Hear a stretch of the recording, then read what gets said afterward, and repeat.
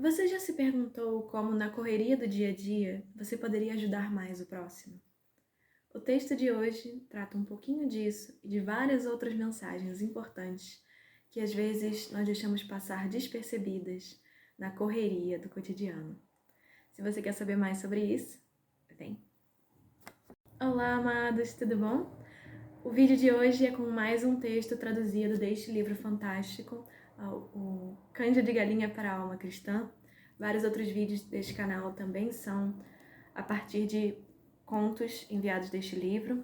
Uma boa parte deles é baseada em fatos reais, esse aqui de hoje também é. E eu espero que vocês gostem dessa história.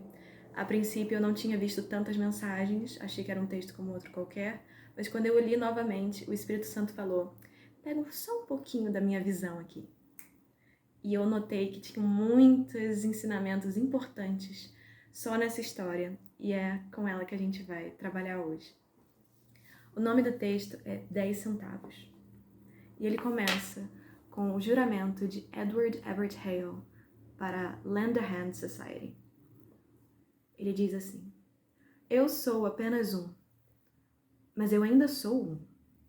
Eu não posso fazer tudo, mas ainda assim há algo que eu posso fazer. E porque eu não posso fazer tudo, eu não me recusarei a fazer aquilo que eu posso fazer. E assim começa a história. Moça, aqui! Garçonete, você poderia checar se meu pedido demora? Você poderia trazer mais leite para o bebê? Eu suspirei, tirei o cabelo da frente dos olhos. Aquela hora do almoço nublado de fevereiro deixou o restaurante onde eu trabalhava lotado de pessoas ansiosas para escapar da neve que se transformava em chuva. Tinha inclusive uma multidão de pé na fila aguardando mesa.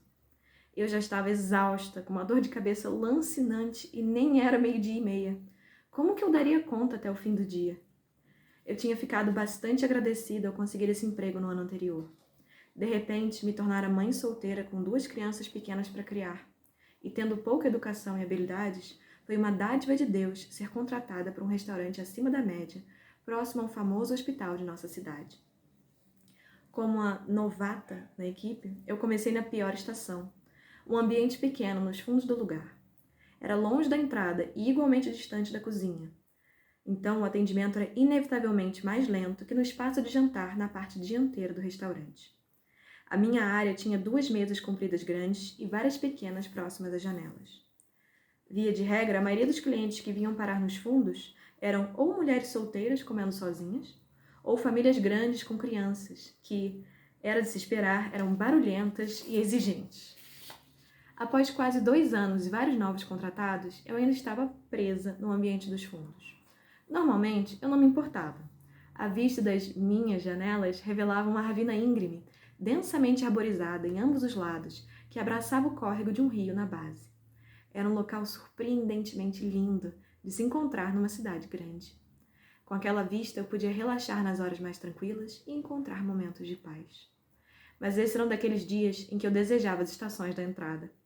Ainda que eu estivesse ralando para atender a demanda, eu estava continuamente perdendo a luta por conta da dificuldade de atravessar a multidão entre as minhas mesas e a cozinha. Isso se tornou ainda mais complexo por conta de ambas as mesas maiores estarem repletas de cadeiras a mais e cadeirinhas de criança que bloqueavam a passagem pelos corredores. Eu parei um momento e olhei em volta para ver qual das muitas coisas exigindo a minha atenção era a mais urgente. Foi aí que eu a vi.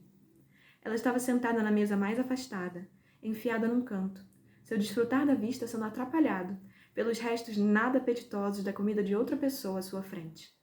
Ela parecia ter por volta de 70 anos. Tinha cabelos brancos, o rosto bastante enrugado e mãos que testemunharam uma vida de trabalho duro. Ela usava um antiquado chapéu de palha azul marinho e um vestido de algodão simples, sob um casaco marrom maltrapilho, que parecia inadequado para o clima. Ela estava sentada com um ar derrotado e uma expressão de tristeza profunda. Me apressei até lá e, enquanto limpava a mesa, iniciei um monólogo, dando bronca na hostess que não me avisara que a senhora estava aguardando e reclamando do ajudante de garçom por não ter limpado a mesa. Ele não vai comer sobremesa hoje, com um trabalho mal feito assim, eu comentei. Ela sorriu, para indicar que sabia que eu estava brincando, mas o sorriso não alcançou seus olhos. Está tudo bem, ela disse. Eu moro na roça e a vista pela janela quase fez eu me sentir em casa. Eu adoraria viver num lugar bonito assim, eu disse. Mas ela não parecia interessada em continuar a conversa. Tudo que ela pediu foi uma xícara de chá. Fiz questão de garantir que o chá dela chegasse quente e disse a ela que esperava que ela voltasse num dia em que não estivesse tão tumultuado. Então, as vozes ao meu redor clamaram a minha atenção. Garçonete, cadê meu café? Ei, aqui, já faz 20 minutos desde que a gente pediu. E eu voltei para a correria, ainda mais atrasada. Quando olhei de novo, a senhora já tinha ido.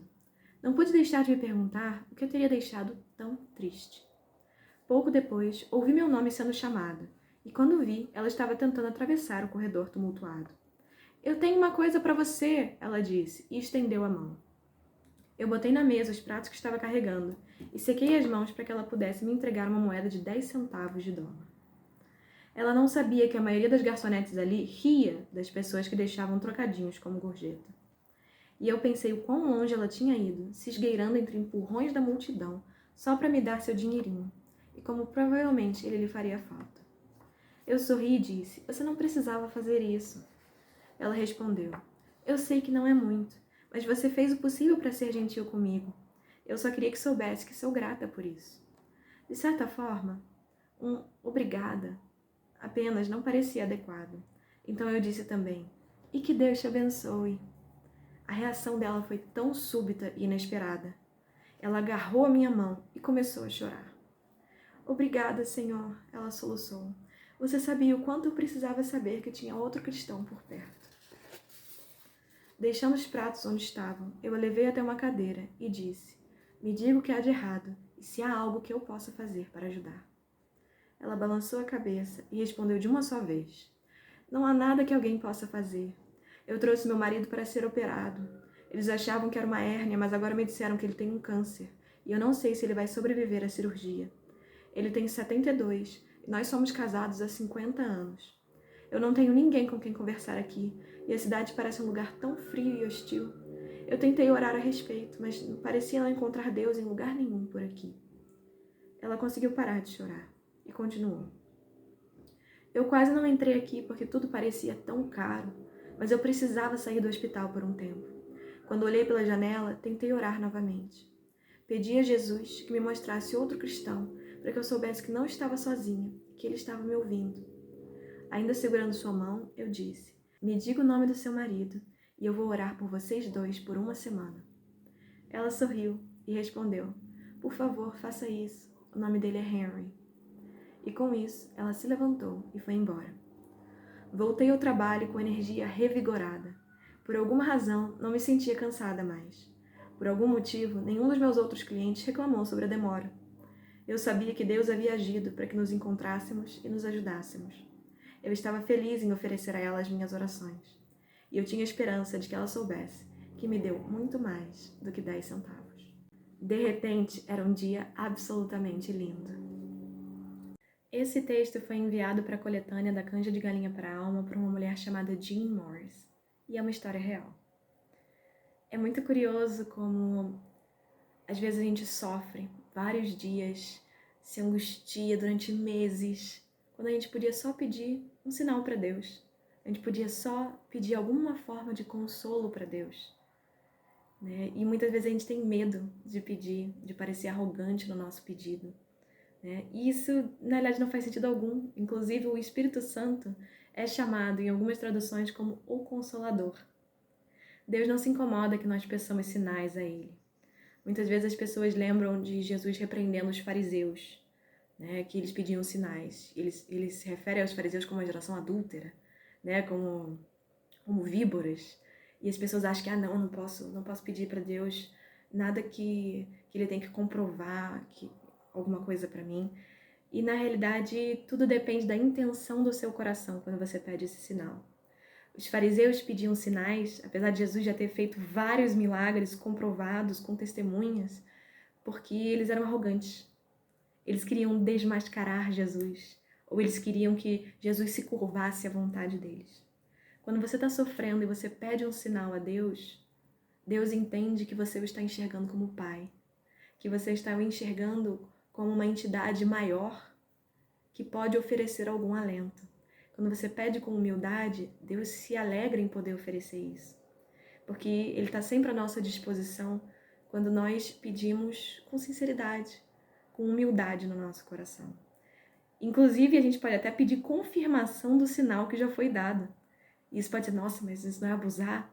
E aí a gente pode lembrar de Gideão em Juízes 6:36-40, em que Deus pede a ele, né? Deus informa a ele que através de Gideão que ele vai livrar Israel. E Gideão quer uma confirmação, ele, apesar dele ter ouvido, ele tem receio, né? De fazer uma besteira. E aí ele pede a Deus um sinal, ele fala que ele vai deixar um pouco de lã no chão, e se de noite, no dia seguinte, a lã estiver encharcada de orvalho, mas a terra ao redor não, ele vai saber que é isso que Deus quer. E aí ele acorda no dia seguinte e acontece exatamente isso. E aí ele manda meio que Senhor, não fica zangado comigo não, mas vamos dar só um double checking. Pode ser que dessa vez a lã vai ficar seca e a terra ao redor vai ficar molhada, que aí se isso acontecer eu vou ter certeza que é isso que o Senhor quer que eu faça. E aí ele vai lá e no dia seguinte a lã está plenamente seca e a terra ao redor está molhada. Deus não se incomoda de dar sinais, nem de confirmar sinais, se a intenção do seu coração for pura. Se a intenção do seu coração for saber o que fazer para melhor seguir a Ele. Quando a senhora pede um sinal de que ela não está sozinha, primeiro ela confia que Deus vai dar o sinal a ela. Porque ninguém pede achando que não vai receber, ou pelo menos não deveria, né? Até porque Mateus disse que tudo que pedirmos em oração... Mateus não, mas o Evangelho de Mateus nós temos que tudo que pedirmos em oração, crendo, receberemos. Isso está em Mateus 7:7-8, capítulo 7, versículos 7 e 8, em que ele fala: peçam e lhes será dado, busquem e encontrarão, batam e a porta lhes será aberta. Pois todo o que pede recebe, o que busca encontra, e aquele que bate, a porta será aberta. Muitas vezes a gente tem receio de pedir, né? E Deus já disse que você pode. Você, como filho de Deus, você tem todo o direito de pedir. Não quer dizer que Ele vai te conceder todas as vezes, até porque Deus não é um gênio. Deus é o Criador do universo, magnífico, magnânimo, misericordioso, que com a sua graça nos permite ter a vida eterna. Mas se for de acordo com a vontade dele, Ele vai realizar o seu pedido, ainda mais se você acreditar que Ele pode fazer isso por você. Então, se você está numa situação difícil, peça. Não tenha medo de confiar em Deus como a um pai. Eu lembrei agora de outra passagem que eu não anotei aqui, em que ele fala que se até nós que somos de maus damos bons presentes aos nossos filhos, por que Deus, que é magnífico, estupendo, maravilhoso, a bondade suprema, não poderia fazê-lo? E eu tenho testemunho de que todas as vezes em que eu estava angustiada e eu pedi a Deus um sinal, especialmente na Bíblia, né? Segurei a Bíblia e pedi a Deus: Senhor, me mostra a verdade, me mostra o caminho. Isso pode acontecer dessa forma ou não? Me dá um sinal. Deus sempre me respondeu. Deus, inclusive, algumas vezes me confortou em níveis que eu jamais conseguiria imaginar. Assim, de chorar emocionada com a resposta de Deus. Quer dizer que isso acontece todas as vezes? Não. Quer dizer que muitas vezes a gente vai pedir um sinal de alguma coisa e talvez a gente receba a resposta que a gente não queria? Às vezes a gente recebe a resposta que a gente não queria. E isso faz parte de estar disposto a pedir e a receber o sinal. Mas isso é para a gente lembrar que a gente pode e deve pedir ajuda ao Senhor quando estivermos precisando. Outra mensagem que eu enxergo nesse texto, com a graça do Espírito Santo, é que nós devemos fortalecer os nossos irmãos na fé. Não é porque aquela pessoa já segue Jesus que ela não tem dificuldades, que ela não encontra momentos de dúvida, momentos de medo, momentos de até talvez de desesperança. E nós precisamos estar abertos a ajudar o próximo. Você vê, ela fez uma ação mínima que teve um significado imenso para aquela senhora em 5 minutos, no meio de uma correria de um dia de trabalho. Mas para isso a gente tem que estar aberto. Para isso a gente tem que estar disponível de corpo, alma e coração. Pode ser que às vezes a gente não consiga de imediato, pode ser que na correria você fale, não consigo te ajudar agora, para uma pessoa que você conhece, talvez. Porque para o estranho você provavelmente não vai vê-lo de novo. Mas que os nossos amigos saibam, se você tiver com alguma dificuldade, se você estiver lutando contra algum vício, algum pecado, algum receio que você tem, eu estou aqui para te ouvir. Os seus amigos sabem que eles têm em você um ouvido atento, um ombro amigo, sem julgamentos que poderiam vir, porque muitas vezes as pessoas sabem que o outro vai escutar, mas elas têm medo de ouvir uma crítica, uma desaprovação. Então nós precisamos saber sermos compreensivos, sermos compassivos e empáticos. Obviamente não passar a mão na cabeça dos outros quando eles fazem coisa errada. Mas quando eles estão angustiados, nós temos que ser, sim, pilares de força uns para os outros. Né? Deus faz o seu serviço através das pessoas. Claro que ele pode fazer milagres por conta própria, mas ele gosta de usar seus servos dispostos para ajudarmos uns aos outros. Então, abra-se para isso. E se você não tiver ninguém que possa fazer essa função para você, eu te encorajo a realmente buscar aumentar o seu círculo de amizades, especialmente o seu círculo de amizades com pessoas com a mesma fé que você. Porque às vezes você vai se confessar, digamos assim, para um amigo que não é da fé e ele vai te confortar da maneira errada. Ele vai dizer, não, mas todo mundo faz isso, não se preocupa, entendeu? E ele vai te estimular no caminho errado. Mas se você tem um amigo, uma amiga, um professor eu digo uma figura que age como um mestre para ti, de sabedoria, em termos de sabedoria, isso te ajuda muito. Obviamente, você também tem, se você for católico, a opção de se confessar para um padre. E se você já tiver sido batizado e você nem católico for, você também pode ir se confessar com o padre. Todo mundo acima de 7 anos de idade que já tenha sido batizado pode ir se confessar com o padre, não pode fazer, não pode comungar se não tiver a crisma, mas pode se confessar com o padre. Porque guardar essas coisas no seu coração não te ajuda. E aí tem gente que vai falar, não, mas eu não preciso de ninguém, só Deus e eu basta. Só que a Bíblia não corrobora isso. Sinto lhe dizer. Mas em Eclesiastes capítulo 4, versículos 9 a 12, e em Gênesis 2, versículo 18, eles falam que... Vamos lá. Eles falam que é mais fácil eu ler. Eclesiastes 4, 9 e 12 diz: melhor é serem dois do que um, porque tem melhor paga do seu trabalho. Porque se um cair, o outro levanta o seu companheiro. Mas ai do que estiver só, pois caindo não haverá outro que o levante.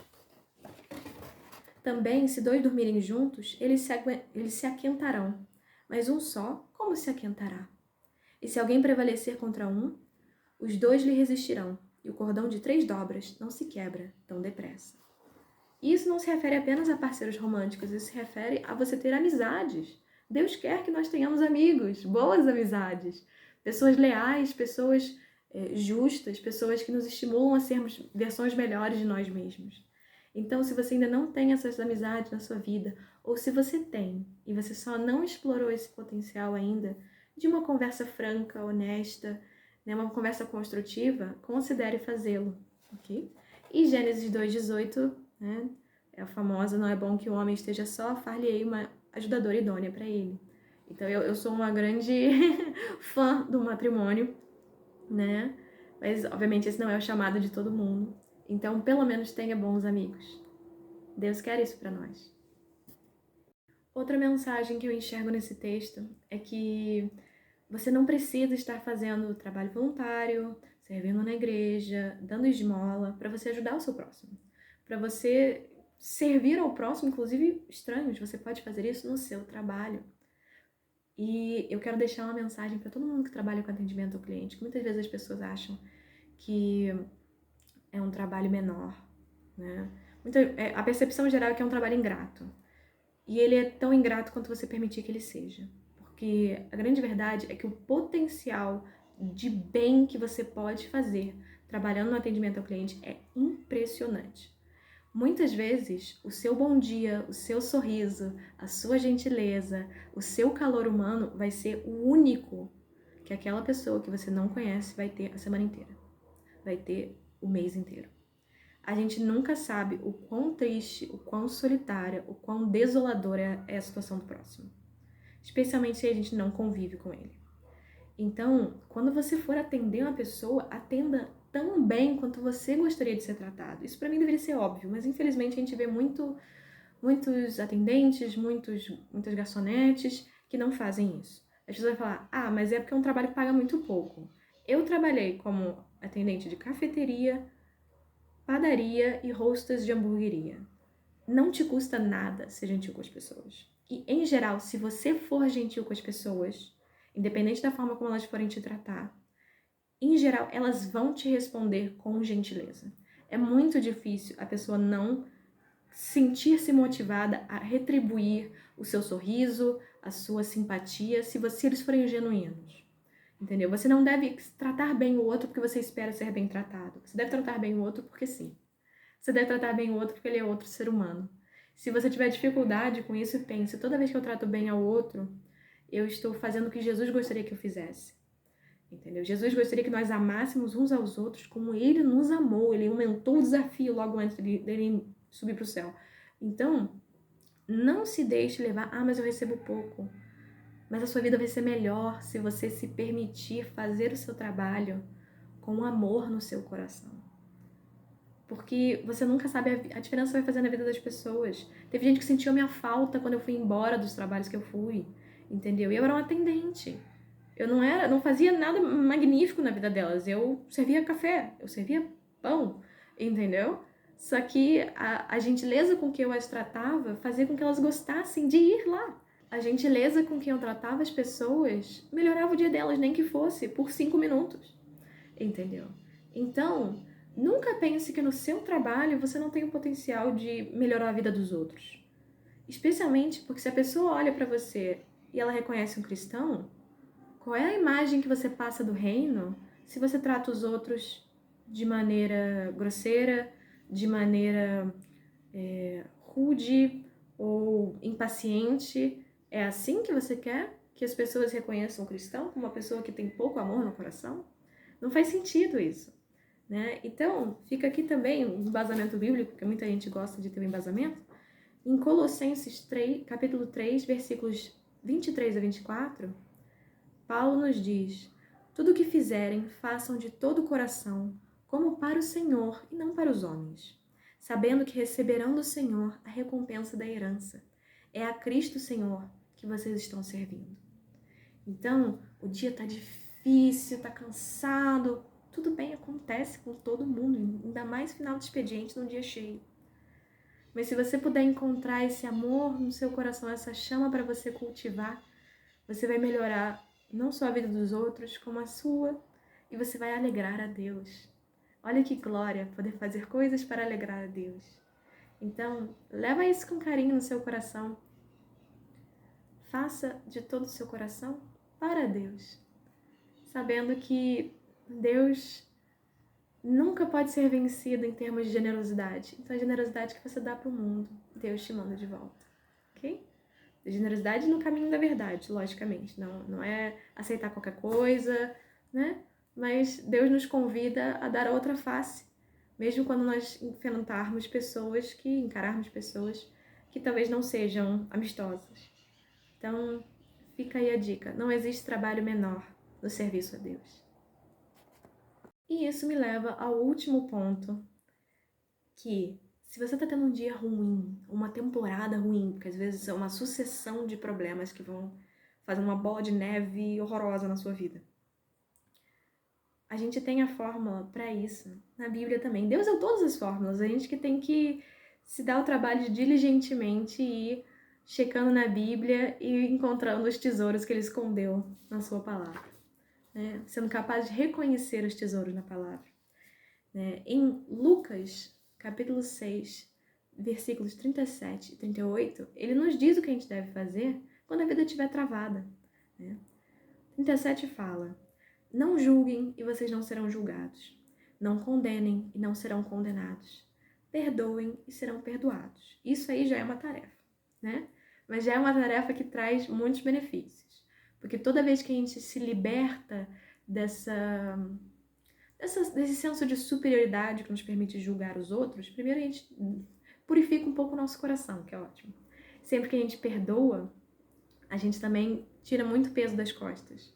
A verdade é que todo rancor que a gente guarda faz muito mais mal a nós do que a qualquer outra pessoa, né? Mas aí no versículo 38, ele diz a resposta do que você tem que fazer se a sua vida estiver travada. Deem e será dado a vocês. Uma boa medida, calcada, sacudida e transbordante será dada a vocês. Pois a medida que usarem também será usada para medir vocês. Então a vida tá um caos, você não sabe o que fazer, tá horrível. Respira, para de focar em você por um momento e vai ajudar o próximo. Seja generoso com o próximo, dentro do que você consegue, lógico. E ser generoso não precisa ser necessariamente com dinheiro, mas o dinheiro também ajuda. Tudo que você fizer de bom, Deus vai te devolver. E ele vai te devolver maior do que você fez. Óbvio que você não deve fazer as coisas numa intenção gananciosa. Mas você tá na dúvida de como fazer a vida fluir? Para, respira e cuida do próximo. Esquece de si um pouquinho. Nossa, mas e se eu só cuido do próximo? Aí você tá em desequilíbrio. Se você só cuida do próximo, você tá... Imagina que amai a Deus sobre todas as coisas, amai o próximo como a ti mesmo. Imagina isso como se fosse uma pirâmide. Deus em cima, aqui, você e o próximo. Nós devemos amar a Deus acima de todas as coisas. Então ele está, né, superior a tudo. Mas você e o próximo devem ser amados na mesma medida. Então, se você eleva o próximo, você já não está fazendo o triângulo da maneira como você deveria. Já está esquisito a história. E se você só foca em si, você também não está deixando a energia fluir como ela deveria. Você não está vivendo a tua vida como você poderia viver em termos de prosperidade, em termos de amor, em termos de paz interior. Então, o ideal é colocar na mesma medida. Da mesma forma como você faz tempo para os outros, faça tempo para você. Da mesma forma que você cuida de si, cuide do próximo. E vice-versa. Entendeu? Então, tá travada a vida? Você já tem a resposta em Lucas 6, 37, 38. Ok? E eu acho que esse vai ser o vídeo mais longo de todos. Né? Teriam outras coisas que eu gostaria de falar, só que já tá muito grande. E eu espero que vocês tenham gostado. Não é a primeira vez que eu gravei esse vídeo, mas infelizmente deu um paranauê louco no vídeo e eu tive que gravar de novo. Mas espero que vocês tenham apreciado e a gente se vê numa próxima mensagem, tá bom? Deus abençoe a todos, fiquem com Deus. Até a próxima.